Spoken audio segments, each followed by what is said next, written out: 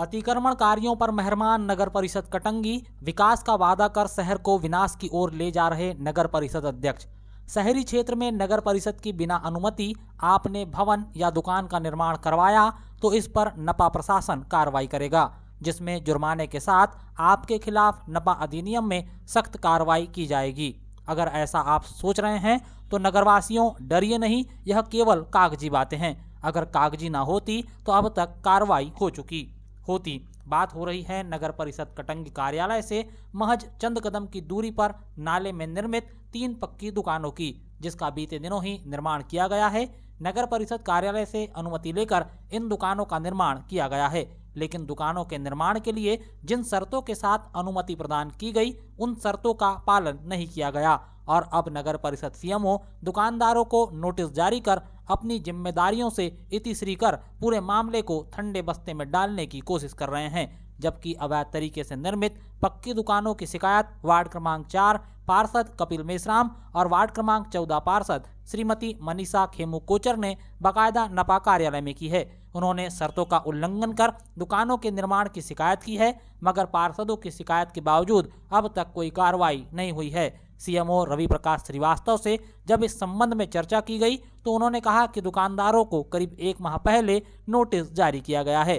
चुनाव होने की वजह से कार्रवाई नहीं हो पाई। अब राजस्व विभाग से सहयोग लेकर अतिक्रमण हटाने की कार्रवाई की जाएगी। इस बीच उन्होंने यह भी झूठ बोला कि उन्होंने एसडीएम को अतिक्रमण के संबंध में जानकारी दी, लेकिन जब एसडीएम से दूरभाष पर चर्चा करने के लिए फोन लगाया गया तो इससे पहले ही सीएमओ ने स्वयं के झूठ से पर्दा उठाते हुए कहा कि अभी जानकारी दी जानी बाकी है।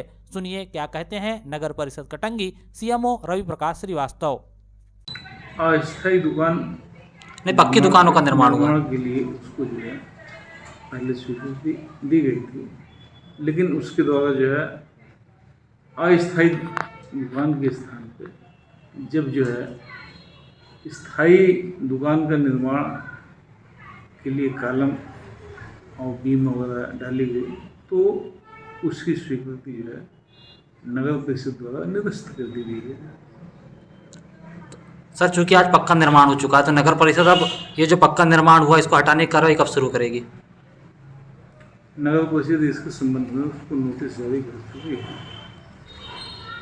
और सीधे अतिक्रमण हटाने की कार्रवाई जैसे ही जारी थी तो उसका अतिक्रमण जो है शासकीय भूमि पर किया गया अतिक्रमण जो राजस्व के सहयोग से हटा दिया गया।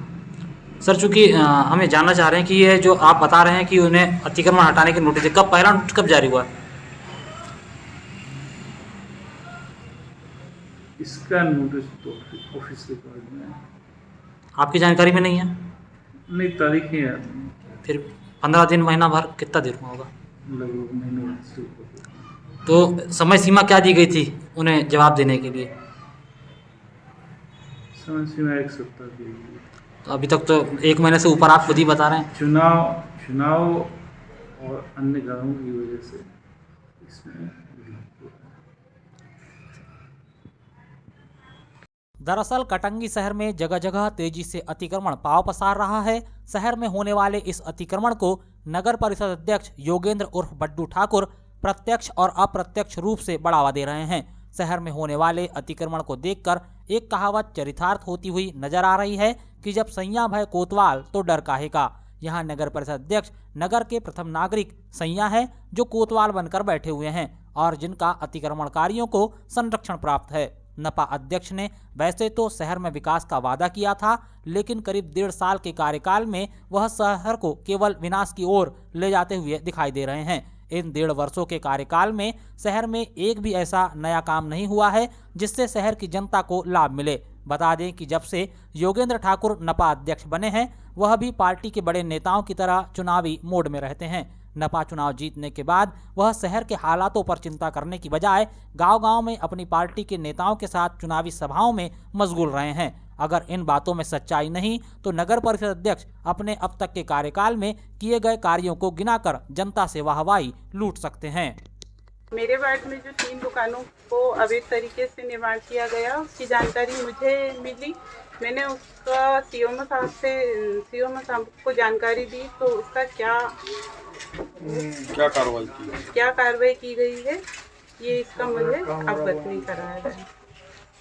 गौरतलब हो कि नगर परिषद कार्यालय से चंद कदम की दूरी पर शर्तों का उल्लंघन कर जिन दुकानों का निर्माण किया गया है वह सभी दुकानों को करीब 3 साल पहले तत्कालीन एसडीएम रोहित बंभोरे ने लीज निरस्त कर तोड़वा दिया था। दरअसल यह सभी दुकानें नाले के ऊपर बनी हुई थी, किंतु नगर परिषद सीएमओ ने 4 कंडिका की शर्तों के साथ दुकानों के निर्माण की अनुमति दी।